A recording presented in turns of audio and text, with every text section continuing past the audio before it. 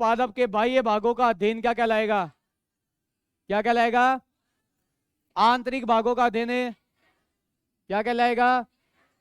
जमीन से नीचे वाले भाग के पादप को क्या बोलते हैं? और ऊपर वाले भाग को? सूट में क्या क्या मिलता है? जड़, तना, पत्तियां और जड़ भी आती है क्या?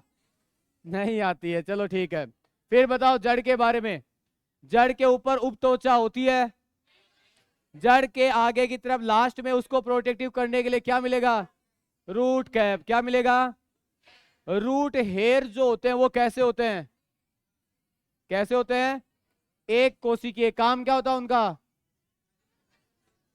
जल खनिज लवणों का अवशोषण होता। अगर जड़ अन्य कार्य में बदल जाए तो उस जड़ को क्या बोलते हैं?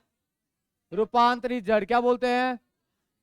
जैसे गाजर, जैसे बिल्कुल गाजर, मूली, चुकंदर, है ना, ये सारे की सारी क्या होती हैं?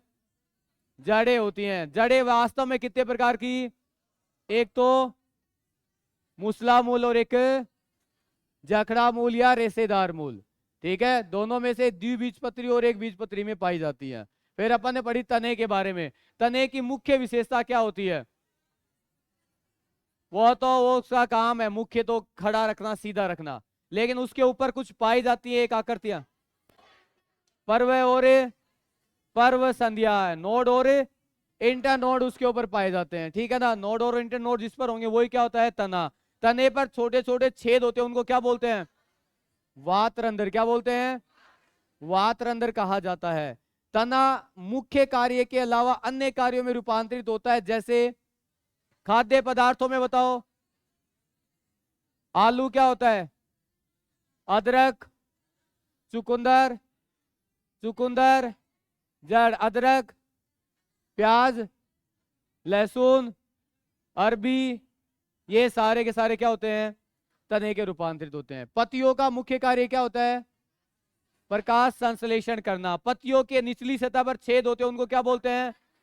उसके द्वारा जल किसके रूप में निकाला जाता है? उस घटना को क्या बोलते हैं? वाष्पोत्सर्जन को मापने का यंत्र, पोटोमीटर। जब पत्तियां जल को बूंद के रूप में निकालती है उसको क्या बोलते हैं? उन छिद्रों को क्या बोलते हैं? क्या बोलते हैं? जलरंध्र कहा जाता है। क्या कहा जाता है? जलरंध्र कहा जाता है। फिर अपन ने इसके अंदर पढ़ा था फूल के बारे में। फूल के मुख्य कितने भाग होते हैं? कौन कौन से? और एक स्त्री केसर और एक पुंग केसर। जिस पादप में ये दोनों मिलते हैं उसको कैसा बोलते हैं? द्विलिंगी पादप। कैसा बोलते हैं? जैसे एग्जाम्पल बताओ एक आधा। जैसे गुड़हल, गुलाब, चमेली, आम। ठीक है, और जिसमें दोनों में से एक होता है उसको क्या बोलते हैं? एक लिंगी पादप। जैसे पपीता, केला, बिल्कुल, है ना, कुकुम्बर, खीरा, पंपकिन, कद्दू जो होता है ये इसके अंदर मिलेंगे। बिल्कुल सही है। फिर अपन ने पढ़ा कि जो पंखुड़ियां होती हैं उनको क्या बोलते हैं? दल। क्या बोलते हैं? दल के समूह को क्या बोलते हैं? कोरोला। क्या बोलते हैं? और फूल के नीचे ग्रीन कलर की पत्तियां होती हैं उनको क्या बोलते हैं? बाह्य दल। बाह्य दल के समूह को कैलेक्स। क्या बोलते हैं? कैलेक्स बोलते हैं। फूलों में या निषेचन की क्रिया पादपों में कहां संपन्न होती है? कहां होती है? फूल के ऊपर, वर्तिकाग्र के ऊपर परागकण का आकर गिरना क्या कहलाता है? परागण। क्या कहलाता है? परागण कितने प्रकार का था? एक तो, और एक ही पादप पर अगर होते हैं तो वो घटना, और पादप अलग अलग है उसको पर परागण। अगर अंडाशय से कोई फल बनता है वो फल किस प्रकार का फल होता है? सत्य फल का दूसरा नाम वास्तविक फल या यूकार्प कहलाता है। जैसे आम, अमरूद या सब्जियां जो भी है, टमाटर, बैंगन, जो सब्जियां आती हैं ये कौन से फलों का हिस्सा होती हैं? अगर फूल के अन्य हिस्सों से बनता अंडाशय को छोड़ के फल, उसको क्या बोलते हैं? असत्य या स्यूडोकार्प कहते हैं। जैसे सेब, नाशपाती, बिल्कुल, सेब, नाशपाती, खीरा, ककड़ी, अनानास आदि। ऐसा फल जो बिना निषेचन के बन जाता है क्या बोलते हैं? जैसे, और दूसरा नाम पार्थेनोकार्प, क्या होता है? पार्थेनोकार्प। जैसे, और पपीता, केला मोस्ट होते हैं। ऐसा फल जो जमीन के अंदर लगता है, भूमिगत या जियोकार्प, जैसे मूंगफली होता है। बताइए, सेब का खाने योग्य हिस्सा पुष्पासन होता है, क्या होता है?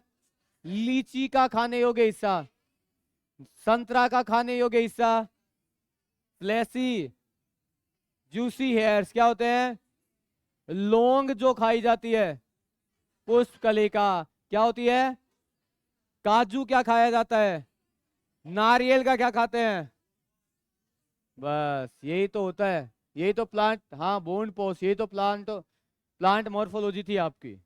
छोटा सा टॉपिक 5 मिनट में कवर, याद तो है लेकिन शर्मावी